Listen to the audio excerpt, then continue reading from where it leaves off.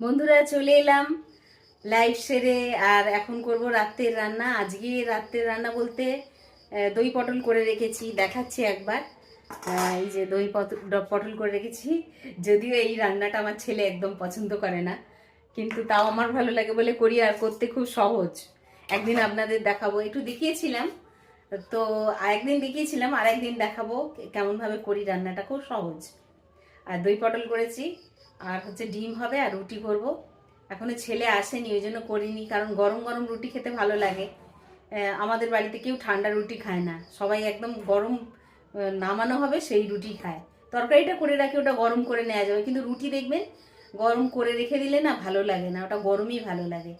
তো ওই জন্য রুটিটা করব এখন, আটাটা মাখবো। আর আজকে আটা মেখে রাখিনি, অন্যদিন লাইভ করার আগে করে রাখি। আজকে সকাল থেকে এত ব্যস্ত, কি মিস্ত্রিরা কাজ করছে তো, এবার তাদেরকে দেখিয়ে দিতে হচ্ছে, এটা ওটা বলছে কি এখানে কি করব ওখানে কি করব, সেগুলো সব বুঝিয়ে দিতে হচ্ছে, সেই জন্য বারবার যাওয়া আসা করতে হচ্ছে।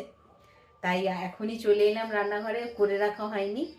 এখন এবারে রান্নাঘরে দুধ গরম করব, অনেকগুলোই কাজ আছে, এবার চটপট করে নিই। আর সকলকে জানাই শুভরাত্রির অনেক অনেক শুভেচ্ছা, ভালোবাসা। সবাই ভালো থাকবেন, সুস্থ থাকবেন, আর সকলকে ভালো রাখবেন। টাটা, দেখা হবে আবার অন্য ভিডিওয়।